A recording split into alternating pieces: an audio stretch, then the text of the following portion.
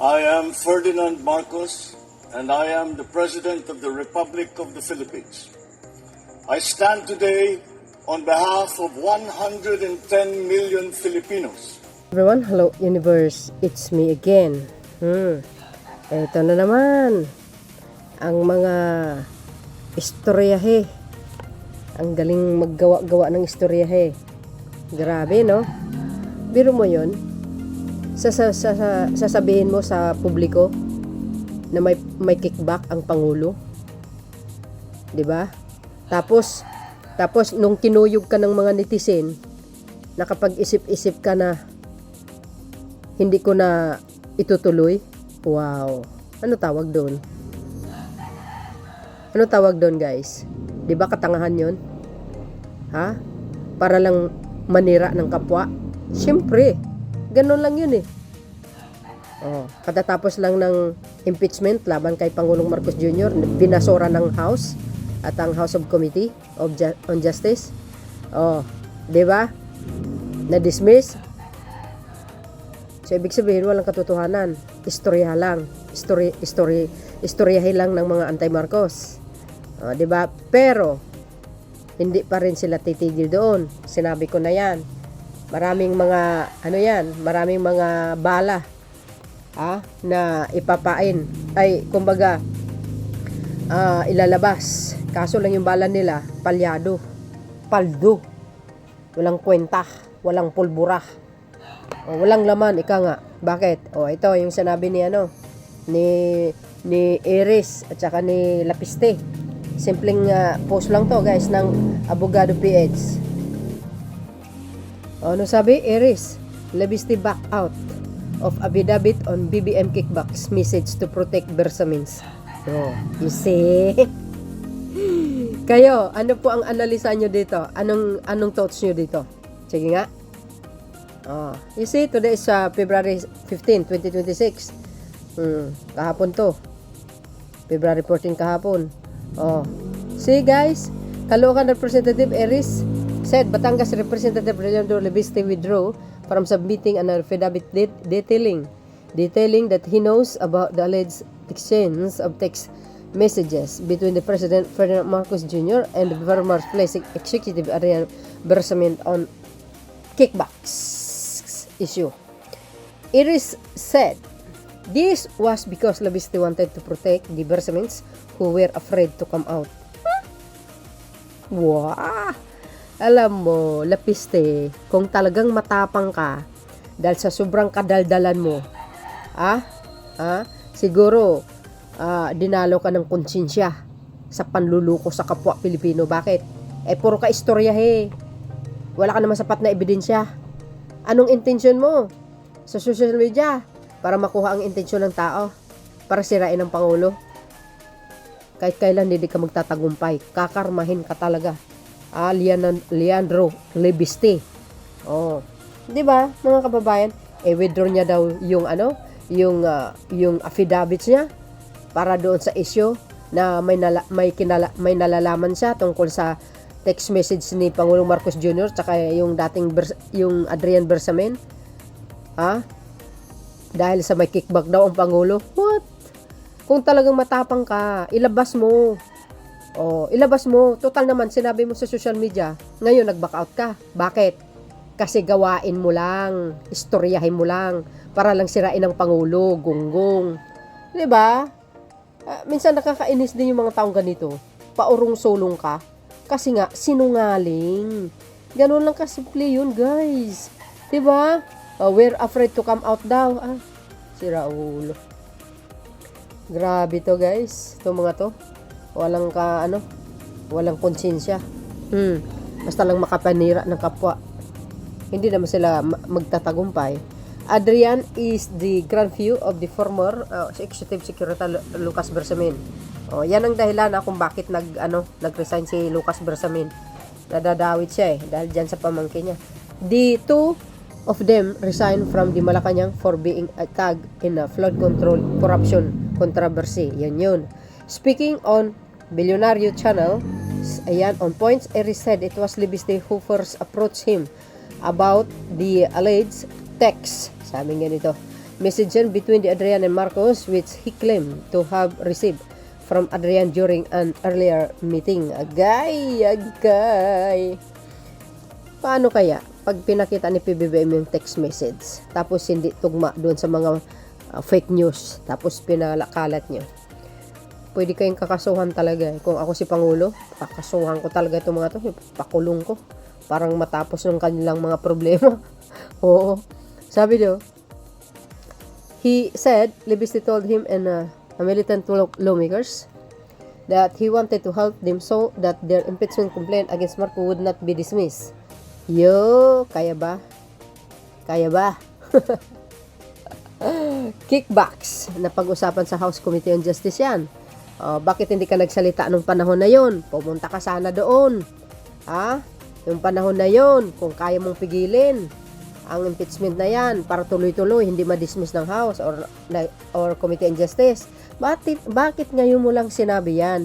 Dapat, nung kasagisagan ng investigasyon dyan, sa House Committee on Justice, nandoon ka kasi kasama yata yan sa mga impeachment na laban sa Pangulo. Yes, kasama doon sa mga nireklamo.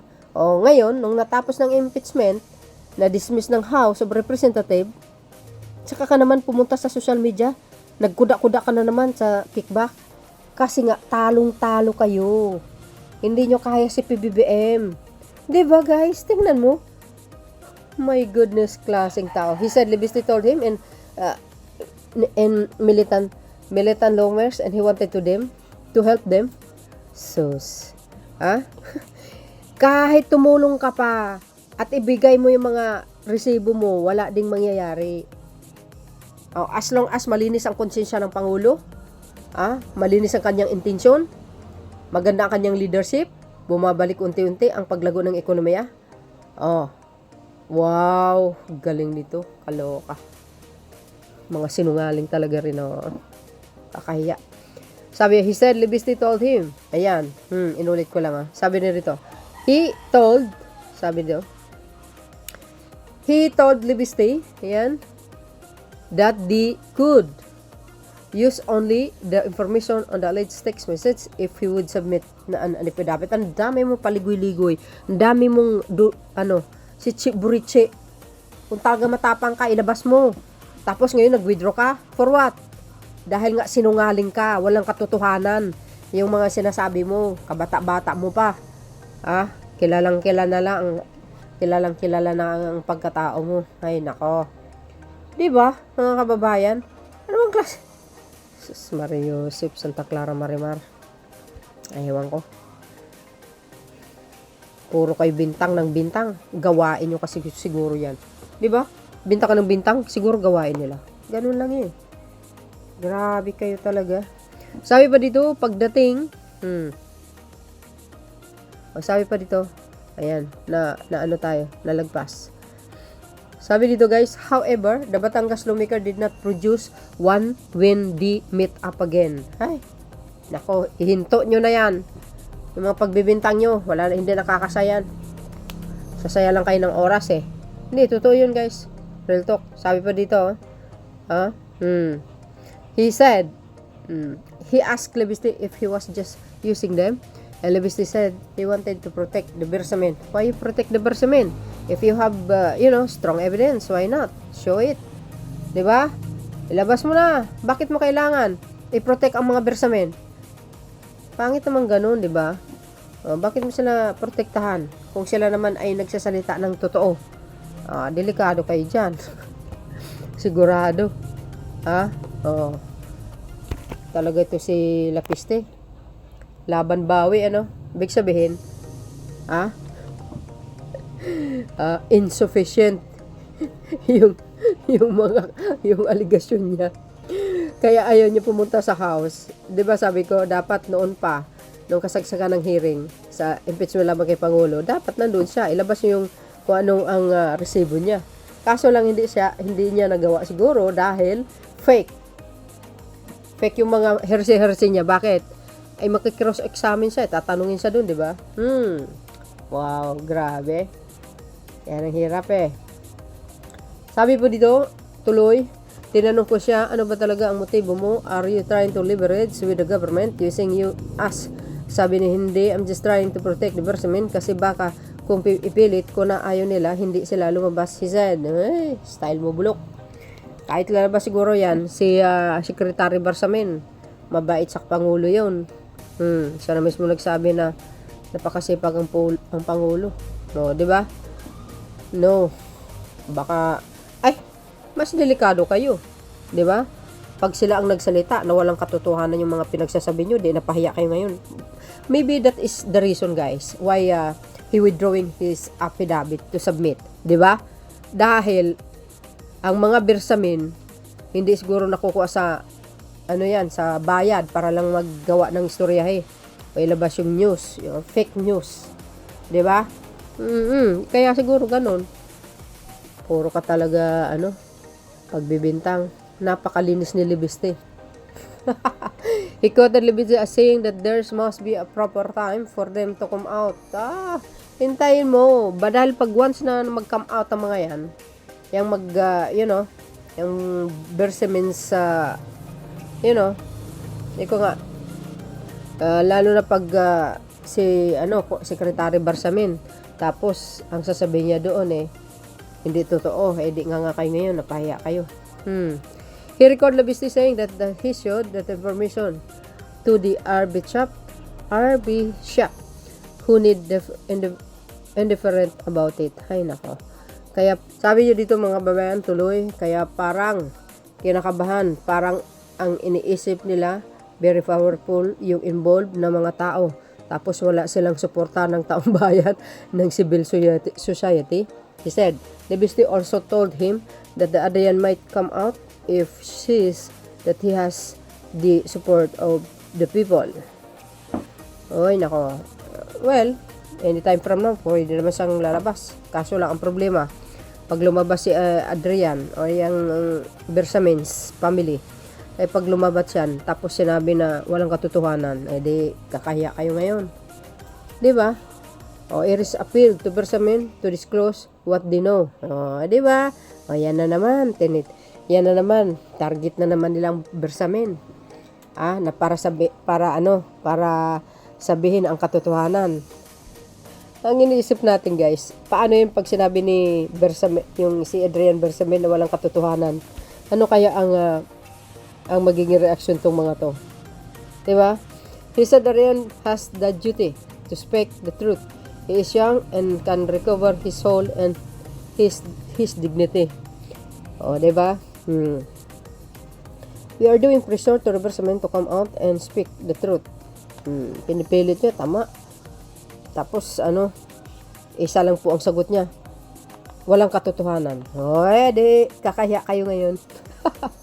We're adding pressure to Bersamin to come out and speak the truth, he said. Asked if he believed Libiste's claims, Eris said he was satisfied with the narration of facts because the alleged text messages were very detailed. He said he corroborated some of information with Nabuta's Representative Tubichanco. Eris has had called on the Senate to look into the alleged exchange of text messages between Adrian and the President. Sabi dito mga nagko-komento, script based in storytelling, not through storytelling alike. Correct. Nalilito ng script ang mga nawawala ng kickback dahil sa expose sa korupsyon ng President. Tama. Nagkanda o gaga nga sila Sabi ko sa inyo guys Di ba? Hindi nyo ba napapansin? Nagkanda o gaga sila. Everywhere. Aligaga na sila kasi nga involved. Tapos sa palabas nila si PBBM magnanakaw. Di kayo naloka. Sa tingin nyo, bio-bio ang taong bayan na hindi alam ang totoo. Natural, alam nila. Kasi alam nila, ang mga Marcoses hindi naman talaga magnanakaw yan. Yan po ay lang, kumbaga parang bansag na ng anti-Marcos sa kanila because yung performance ng dating Pangulong Marcos Sr. the best, walang nakakapantay. Siyempre pangalawa yung anak niya, di ba? Pangatlo si Congressman Sandro Nax naman. Ikiniklaim ko yan, di ko babawiin. He is the future president. Sabi dito, nalilito na sa script ang mga walan ng kickback. Tama. Wala po bang pwedeng ikaso sa mga yan? Kasi malamang fake news na naman yan. Gaya nung Cabral Files. Kahit hindi mo na kailangan ng ano. 'Di ba? Oh, okay lang yun. Bakit? Alam na natin na fake naman talaga yan sila piste eh. Kailan ba nagsalita ng totoo yan? 'Di ba? Oh, alam natin. Babawi tayo sa 2028. Bagsak natin ang mga yan. 'Di ba? Mag-akusa sa representative ninyo. Kolabans po sa presidente, tapos wala palang silang hawak na matibay na ebidensya. Hula lang. Yes. Because they are pushing to destroy the president. In public. Why?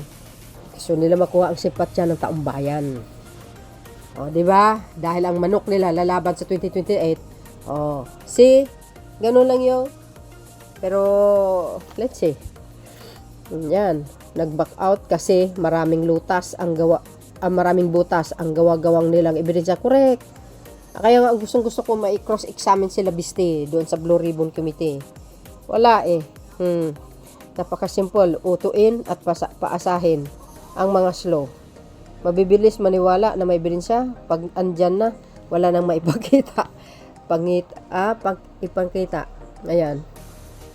Pangita na naman yung effort nila para mapatalsik si PBBM. So kung may matibay na ebidensya yung mga yan, malamang agad nilang isusumiti yan, hindi yung pakikipagpatintero pa kung saan. Hindi, patintero pa kung may naniniwala sa'yo o wala. Di ba mga kababayan? So ano palagay nyo? Kaya yan, alam na yung galawan nila. Sabi po ng Malacanang, ito, bayan, regarding doon sa kickback issue ni Adrian Bersamin between the president. Ayan. Malacanang Palace, itinanggi ang kickback, aligasyon laman kay President Ferdinand Marcos Jr. Walang matibay na ebidensya. Sabi po ng palasyo. Correct. Yun naman totoo eh. 'Di ba? So yun mga kababayan, ano po ang kapalagayan nyo? Ako? Hintay tayo. Sa tamang pagkakataon, due process po yan. Thank you guys for watching. Sa kay Libiste naman, siguraduhin mo na tama yung sinasabi mo. May ebidensya ka. Pero kung herse-herse lang, tumigil ka na sa kakaduda. Kipagkapitbahay ka na lang, doon ka magkipagmaritisan. Di ba? So yun mga kababayan, thank you guys for watching. Don't forget to like, hit the button bell, follow me. Bye and baboos. God bless Philippines. There's more guys. Bye everyone.